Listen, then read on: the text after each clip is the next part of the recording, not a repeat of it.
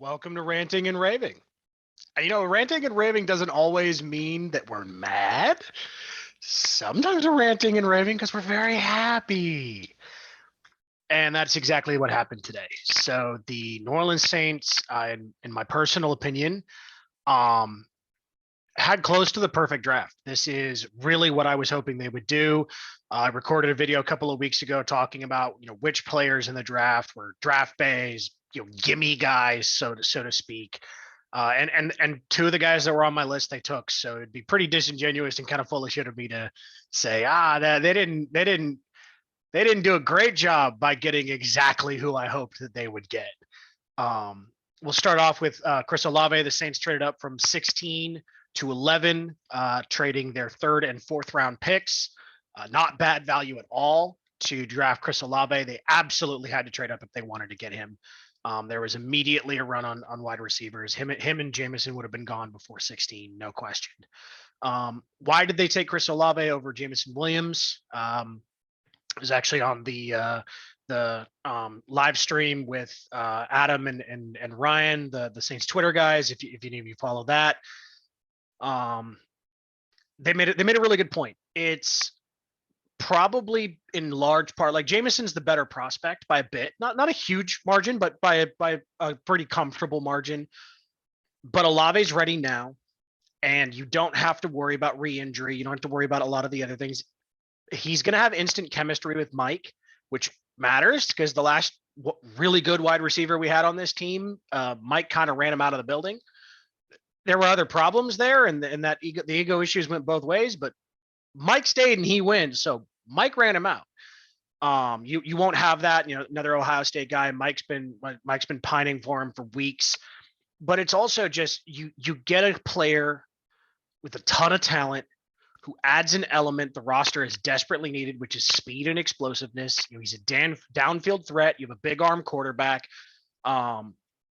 But he's also an excellent route runner. He can get open in a lot of different places in a lot of different ways. He catches the ball well. He's really smooth. There's just not really a lot not to like about Chris Olave. I think he's a fantastic pick. I was really hoping the Saints would get him.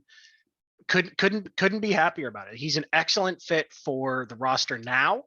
He fits well with Mike. He's going to help the rest of the players on the roster slot into their best positions. He allows you to have Callaway if he can win the job, which I think he will, as your number 3 wide receiver. He gets Mequan Smith relegated pretty much to the bench, which is where he belongs. Until or unless he proves otherwise, which he won't. He's pretty much on the bench for the most part. And then Deontay Hardy is a gadget player that you bring in occasionally and can help you do some things, but is primarily a punt and kick returner, which is just because of his size, really where he needs to be, and where he's most effective. Let him have, he 3, 4, maybe 500 yards throughout the season, but it's going to come in chunk plays and times as you bring him on. And then because he's used exclusively in that role, he can also be a phenomenal decoy because he does scare teams and he is an impact player, but he doesn't have to be the number 2 wide receiver. And he doesn't have to be a chain mover, which Olave can do. But again, he's an explosive playmaker. And that's just an element this offense hasn't had in years and desperately needed and needs even more when you're not, having a pure West Coast, rhythm passer like Drew, the most accurate passer in NFL history, who throws guys open constantly. You've got a, more of a gunslinger, cannon for an arm guy in Jameis, where you want to run a lot more play action. You want to run a lot more of a controlled offense. You want to create easy reads for him, but also you want to attack the deeper parts of the field. That's really where you're going to allow Jameis to be effective. And the things that help you make Jameis effective is in large part, again, like that play action, having the running game, running a controlled offense. But if you don't have explosive playmakers, it's a lot harder to do those other things effectively. There's a symbiotic relationship. It goes both ways. So I just, Jameson Williams, I was pretty set on. He was my number 1 guy. Olave was number 2, and George Pickens was number 3. And then, Watson, like I said before, Christian Watson is a huge boomer bust player to me. But just for example, if the Saints took him at 49, I'd be head over heels. Who I want at 49, I mean, I want Brees, but he's not going to be there. But if Walker the third is there, like sprint to the podium.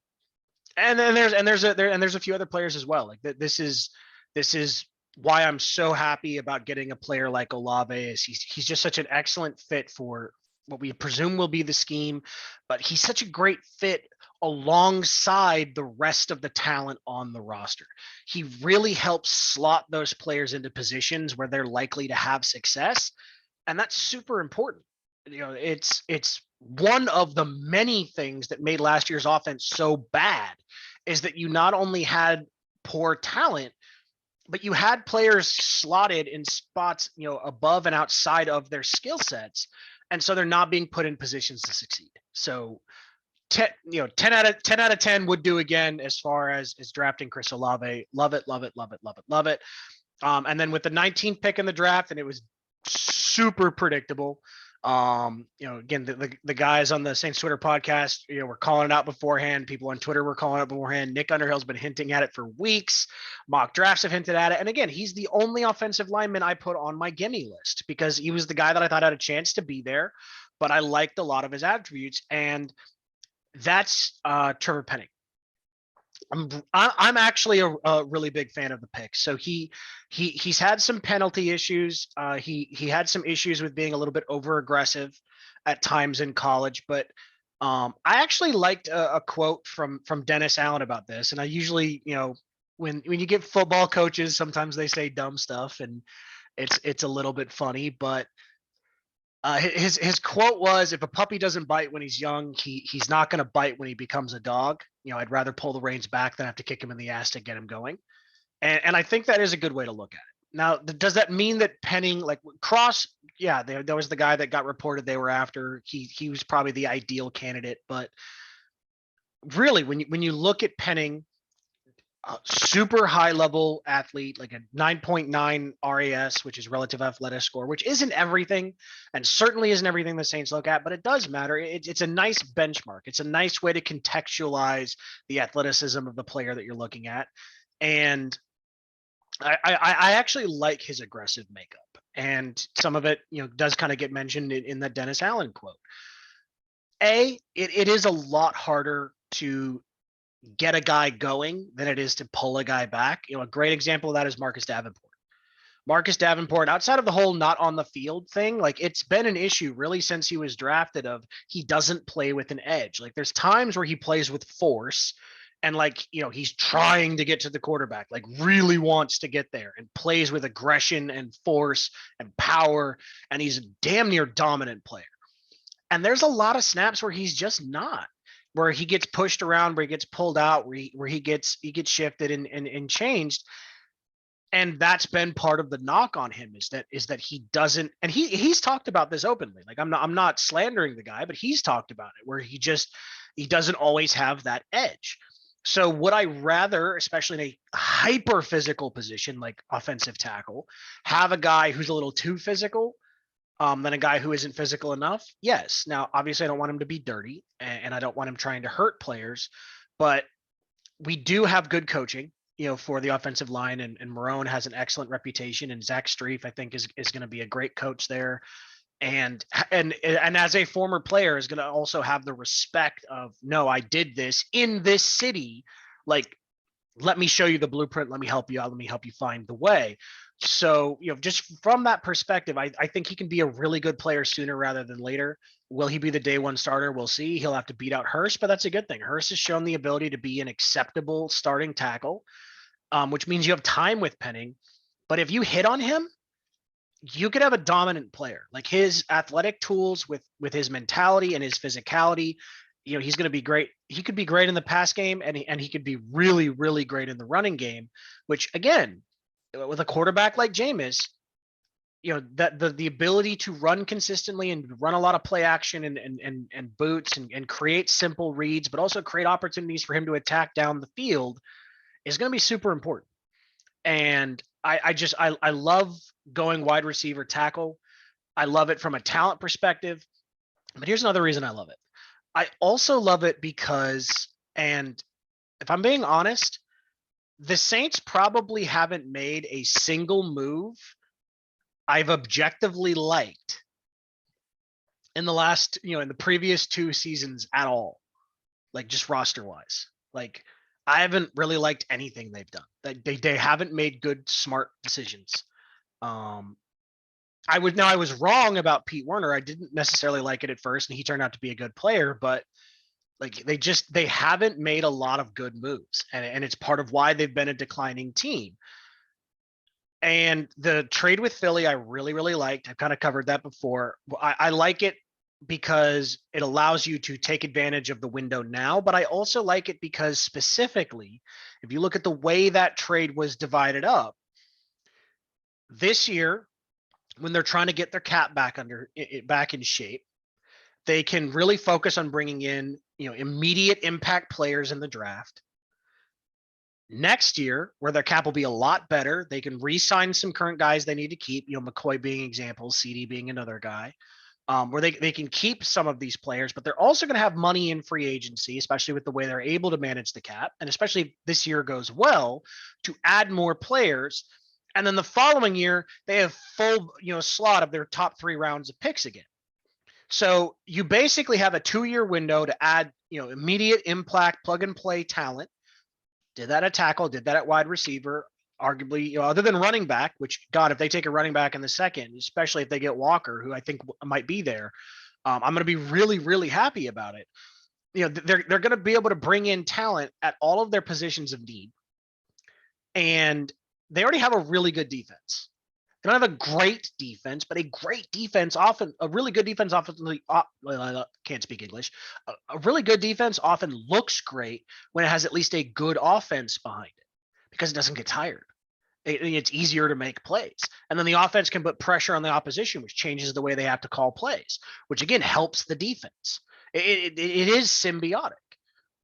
Bad offense can lead to bad defense. Bad defense can lead to bad offense. Either group being great, rising tides raise all ships. It can help. The Saints don't have a great defense. They have a very good defense. They had a bad offense last year. Like even with all the injuries, like before Jameis got hurt, all that, they had a bad offense before that. Mike coming back will help. He's a floor raiser. Even if he's only 80% of what he once was, he's still a floor raiser.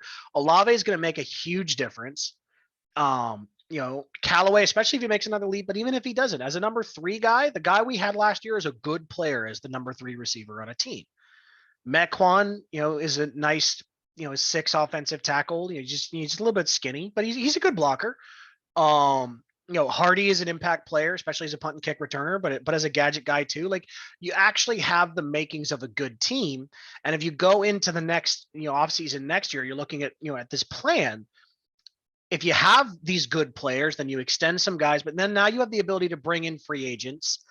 And then the following year, you have a full slot of draft picks, which means if Jameis doesn't work out, if he's not above the Eli Manning line, if he's not able to be a generally above average quarterback and an occasionally great quarterback with all this talent and an improved roster around him, well, then Jameis is gone and you have a full slot of draft picks with an otherwise pretty much ready to play roster. And you can either trade for a veteran quarterback or draft, and you can give away as much as you need to because you already have a well-built roster. So what you do is you now have either you basically take the next 2 years, this year and next year, to build the best roster you possibly can. And you set yourself up so that if Jameis can be at least a good quarterback, you can win with that roster. And if not, then quarterback is the only thing you're missing. So you can then leverage the future because you've already covered all of your bases. So I don't just love these picks from the perspective of these are great picks. I love these picks and the Philly trade and the way that these components have been handled because it sets you up to have multiple paths to success in the near and immediate future, which I'm a really big fan of. And frankly, this type of asset management has not been something the Saints have done over the last several years. And maybe Sean Payton's ego was a big part of that. Maybe it wasn't. Maybe there are other factors. Maybe it was circumstance. But probably a little bit of all the above. But the reality is they haven't managed assets well the last few years. They haven't self-scouted well. They haven't identified, key areas. They've also had some bad injury luck. And of course, we know there was a screw job in 2018. But be that as it may, in 19 and 20, they did a bad job of recognizing the issues and managing their roster and making adjustments. So it's really, really, really good to see them doing that now. So that said, again, just to recap, Chris Olave at 11, very happy with the pick. Excellent fit, 4.3 type speed, legit deep speed, tracks the ball well, plays the ball well in the airs, good body control, fantastic route runner, really good feet, smooth operator, not a huge yak guy, but more than Brandon Cooks was, which is, it's a low bar, but it's still there. But a guy who can be a chain mover and can keep an offense on schedule, but also can be a game breaker, instant chemistry with Mike, that will matter. And then Penning, a very high level talent with some question marks, but the Saints have good coaching and they likely will have the luxury of, if he's not quite ready, being able to give him a little extra time to get ready before he has to get on the field and get started. So as far as their first two picks, home run, if they get a safety or a running back in the second round, I'm going to be ecstatic, especially with a couple of players in particular. Like I said, Walker, I'd be really happy with. I think Brisker's another guy that could be good if I'm remembering his name right. I don't think Breece Hall will be there. I mean, if he was, like, you fucking grab him in a nanosecond. I think he's going to be a superstar. And even if they took Sam Howell, who I've been really high on, I wouldn't have an issue with it at all. I don't think they're going to, and that's fine. Like I liked him a lot. I think he was an interesting player and could be good, but if they're following the roadmap I just laid out, which is what I think they're doing, then it wouldn't make sense to take him unless you were dead set that he's going to be a star. And I'm not sure they're that convinced of him, but regardless, simply because of the quality of the two players they got, the fit, the symmetry with the rest of the offense, the position they put themselves in, I'm already very happy with this draft, and we'll see about the free agents after the draft. But this is a hell of a first round for the Saints, and God, the Atlanta Falcons really better hope that Drake London is a mega star. Like he basically has to be Mike Thomas. You took a big body, slow wide receiver 8th with that roster. He has to be Mike Thomas. He has to be that caliber of possession wide receiver stud, or we're going to laugh at the fucking Falcons. Hope you guys enjoyed that. This has been Ranting and Raving. For those of you who prefer things in a podcast format, there is now a Ranting and Raving podcast. The link is down in the description. It's also in the channel feed as well. It should be on Spotify, Apple, Apple Podcasts, iTunes, whatever the hell they call it now. Amazon should be on all of them. So it should be on there. It's also on obviously on YouTube as well. Appreciate everybody who's willing to like or subscribe. And if you have your own thoughts on the draft, go ahead and leave them in the comments. Can't wait to hear from everybody.